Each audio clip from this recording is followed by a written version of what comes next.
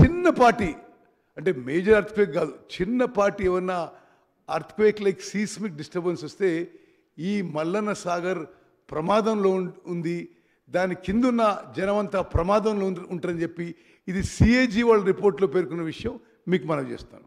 Next అధ్యక్ష, ఇదిగో నేను ఇంట్రడక్షన్గా ఇచ్చి ఇప్పుడు వైట్ పేపర్ విషయంలో నేను మీకు ప్రజెంట్ చేస్తున్నాను. తెలంగాణకి ఇరువైపులా 2 మహత్తరమైన నదులు ప్రవహిస్తున్నాయి. కృష్ణా గోదావరి 2 నదుల మధ్య ఉన్న భూభాగం 100 మీటర్ల నుంచి 600 మీటర్ల ఎత్తున విస్తరించిన మెట్ట ప్రాంతం మనది. తెలంగాణ రాష్ట్ర భౌగోళిక విస్తీర్ణం 276 లక్షల ఎకరాలు.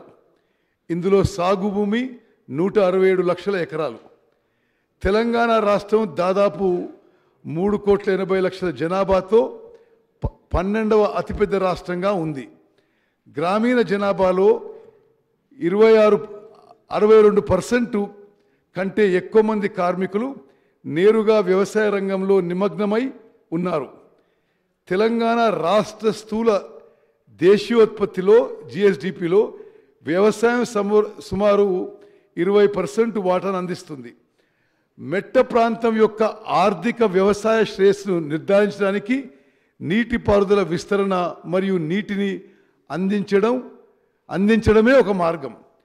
రాష్ట్ర నీటిపారుదల వ్యవస్థను మెరుగుపరచడానికి చారిత్రక కాలం నుండి నిరంతర ప్రయత్నాలు జరిగాయి.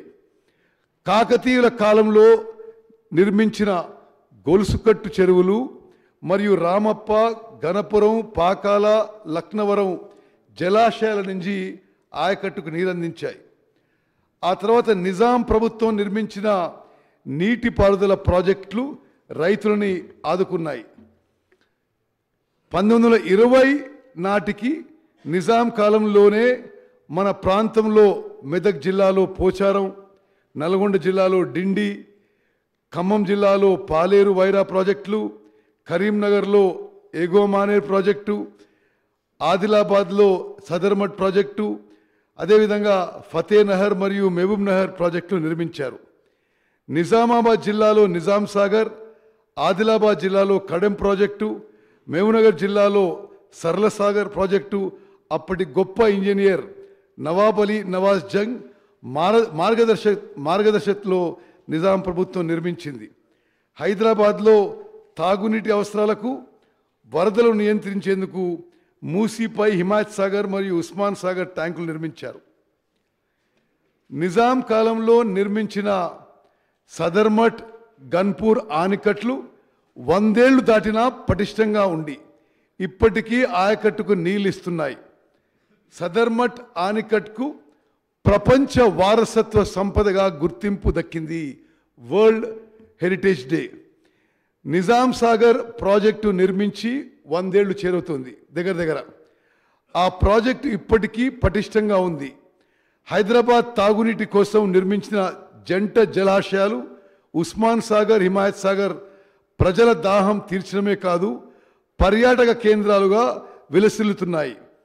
నిజాం జమానాలోని అప్పర్ మానేర్ ఇప్పటికీ పటిష్టంగా ఉంది.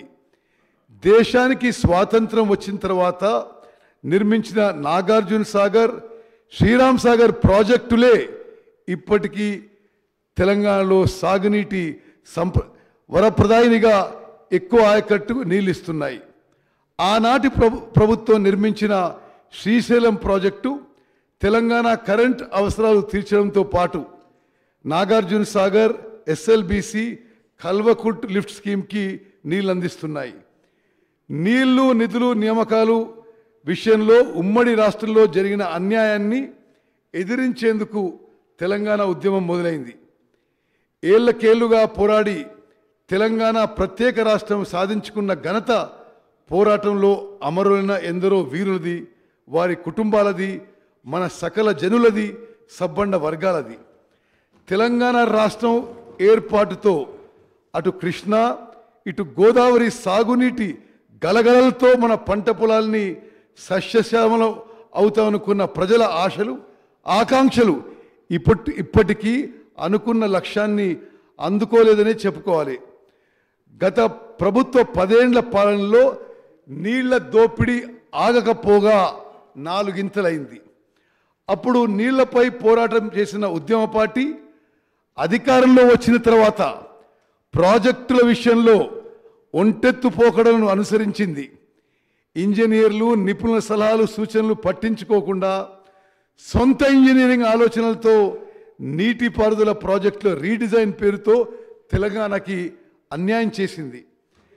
కృష్ణా నదీ జలాల్లో తెలంగాణకు న్యాయబద్ధంగా రావాల్సిన వాటాలను సాధించటంలో గత ప్రభుత్వం విఫలమైంది. పరివాహక ప్రాంతానికి అనుగుణంగా నీళ్ల వాటాలకు పట్టుబట్టకుండా ఏపీకి 512 టీఎంసీలు ఇచ్చి తెలంగాణకు 299 టీఎంసీలకే అంగీకరించింది. ఫలితంగా దక్షిణ తెలంగాణలోని ఉమ్మడి మహబూబ్ నగర్, ఉమ్మడి నల్గొండ, ఉమ్మడి ఖమ్మం, రంగారెడ్డి జిల్లాల రైతులకి అన్యాయం చేసింది. 2 రాష్ట్రాలకు నిర్దేశించిన 811 టీఎంసీల్లో కృష్ణా బేసిన్ పరివాహక ప్రాంతం ఆధారంగా మనకు 68% వాటా రావాలి. అంతర్జాతీయ నదీ జలాల న్యాయ సూత్రాలన్నీ అదే విషయాన్ని స్పష్టం చేస్తున్నాయి. దీని ప్రకారం న్యాయబద్ధంగా తెలంగాణకు దక్కాల్సిన 555 టీఎంసీలు తెచ్చుకోవాలనే సోయి గత ప్రభుత్వానికి లేకుండా పోయింది. అటు కృష్ణా గోదావరి బోర్డుల ఏర్పాటు గెజెట్ నోటిఫికేషన్ను గత ప్రభుత్వం అంగీకరించింది. కృష్ణాపై ఉన్న శ్రీశైలం, నాగార్జున సాగర్ ఉమ్మడి ప్రాజెక్టుల నిర్వహణను కేంద్రానికి అప్పగించేందుకు